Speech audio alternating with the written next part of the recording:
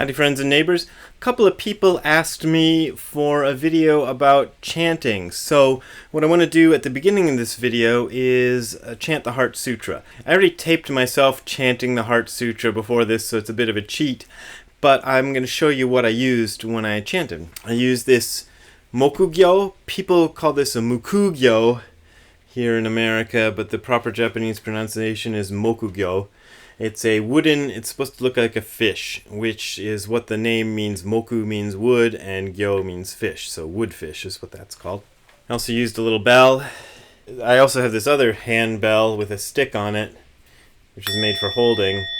I used the hammer, or whatever this thing is called, the stick thing from this one to hit that one. You don't need these instruments. They're just accompaniment. They're just the standard accompaniment, and I wanted you to see and hear what it sounds like with them involved. But you can just chant it by yourself with your voice. Kanji Zaibo Satsu Gyojin Hanya Hara Mita, with no bells, no mokugyo, nothing. You'll notice when you see the video that I drop a couple of syllables. That's because I spent like an hour trying to record this damn thing and could never get one full take right, and then when I tried to edit takes together, the rhythm got all wonky. So I'm just going to present it to you with the mistakes in there, because that's what's going to happen when you try to chant it this way. The thing is, this is meant to be chanted with a group, and hopefully not everybody makes mistakes in the same places, so when you chant it with a group, that all kind of gets washed out. You can chant it alone, but if you chant it alone, you're just going to have little bits here and there where you drop it. So that's how it goes. So let's take a listen to me chanting the Heart Sutra. Maka hanya haramite shingyo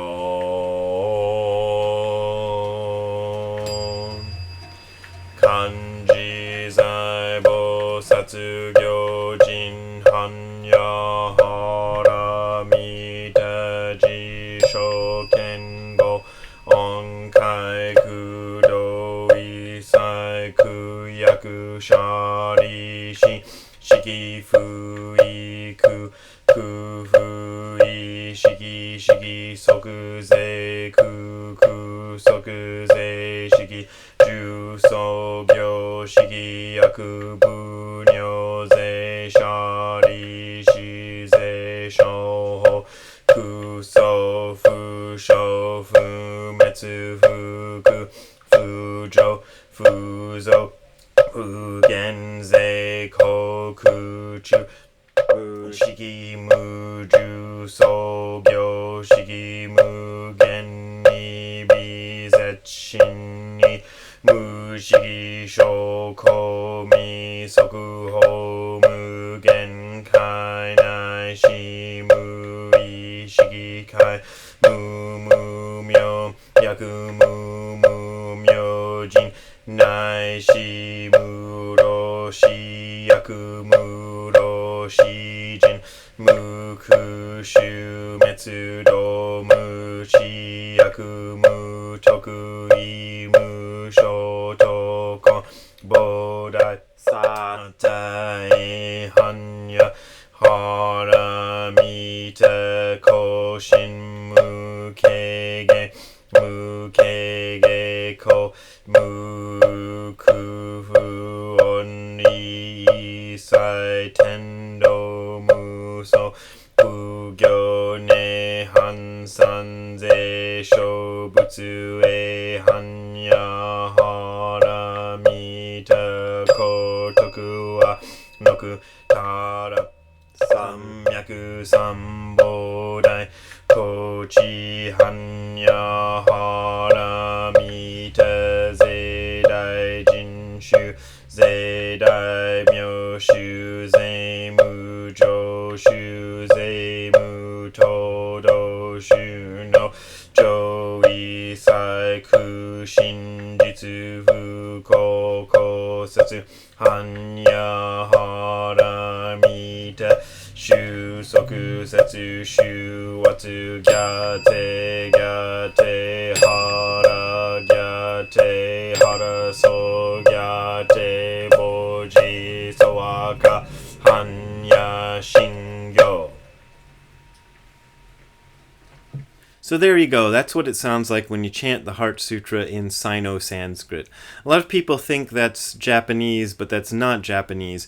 That is Sanskrit translated into Chinese and then pronounced in the Japanese fashion, because Japanese have their own way of pronouncing Chinese characters. And if you want to get even really more complicated, needlessly complicated, the Heart Sutra was probably originally written in Chinese and then back translated into Sanskrit and then maybe translated back into Chinese. It's very complex, but anyway, what you need to know is that's not Japanese. Japanese people don't hear that stuff that you just heard and go, "Oh, I get that."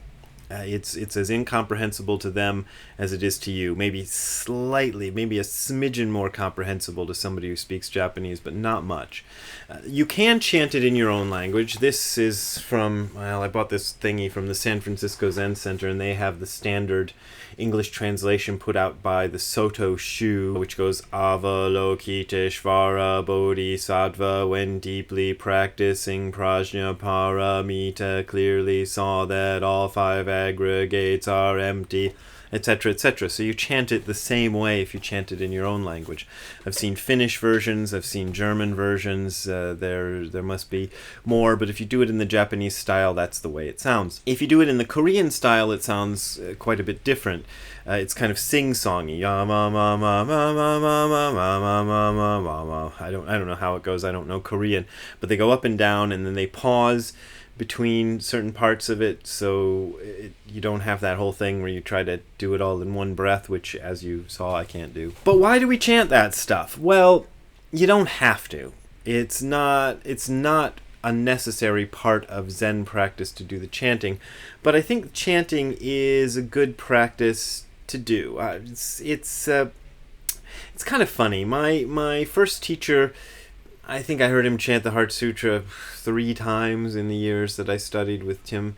And Nishijima Roshi, I don't think I ever heard him chant the Heart Sutra. So some people just don't go for this stuff. But I did hear that Nishijima chanted the Heart Sutra. Other people heard him chanting the Heart Sutra, because apparently once in a blue moon he did it. But it's not a necessary part of the practice. The practice of chanting sutras probably goes back to the earliest days of Buddhism, when the disciples of Buddha, after the Buddha had died, tried to kind of memorize all of the things that he'd said. And I'm not sure if it was because literacy wasn't widely a thing, or they just didn't trust the written word, because things were written down before Buddha's time. There are things that predate Buddha, and certainly the Buddha's teachings could have been written, but they weren't, not initially. And people memorized them. And I think, this is just my speculation, but I think people trusted the memorized versions more than they trusted things that were written down in those days. I think there was actually an idea that it was better to memorize it than to write it down and commit it to paper. A few hundred years later, it all was committed to paper. But in the days before they committed it to paper, the way they would remember what Buddha said was they'd all get together and recite it. So this practice goes way back to the beginning. The reason for chanting it in a foreign language is, it doesn't matter. Some people prefer to chant it in their own language, and it's nice to know what you're chanting. But there's also something to it. The Sino-Sanskrit version that the Japanese use has a certain rhythm, as you heard, and it creates a certain kind of cadence and atmosphere, and I think that's kind of conducive to it. I talked a little bit yesterday in my thing that I put up yesterday about Zen sickness and mentioning ways to kind of not get into that. And I think chanting, it might be a helpful way to avoid some of that, because it's less of an intellectual practice. You're just kind of doing it, kind of just going through it, and it's very bodily and voicey, so it doesn't engage your head all that much, which is one of the reasons it might be good to chant it in Sino-Sanskrit and not know what you're saying. It kind of gets you into it's really hard to explain what it gets you into, but try it sometime and you can kind of feel what the feeling is from chanting. I memorized the Heart Sutra by chanting it every morning for a while. I don't do it anymore, but for like a year or so, I was chanting it every morning just to try to fix it in my mind, the Sino-Sanskrit version. And nowadays I can kind of do it without a prompt. As you saw in the video, I did use a piece of paper where it was written down. There's no shame in that. I did it so that I wouldn't screw it up in the middle and, have to do it over. So I did use a cheat sheet. What happens if you learn it well enough is that if other people are chanting it, you can kind of flow along with that, and you won't make the same mistakes as they make, and it all kind of comes together. It works out real nice.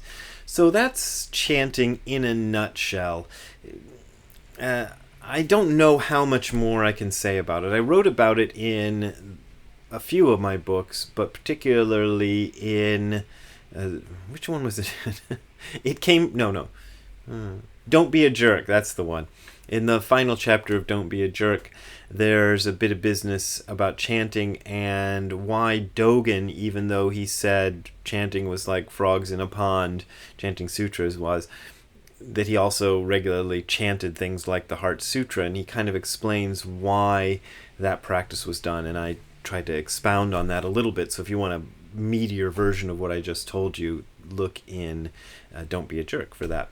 So thanks a lot. Appreciate your watching. As always, I am supported by donations, and I will put my donation info down below this video. I really appreciate everything that you can send to me, because that's how I keep this thing going. Thanks a lot. Bye.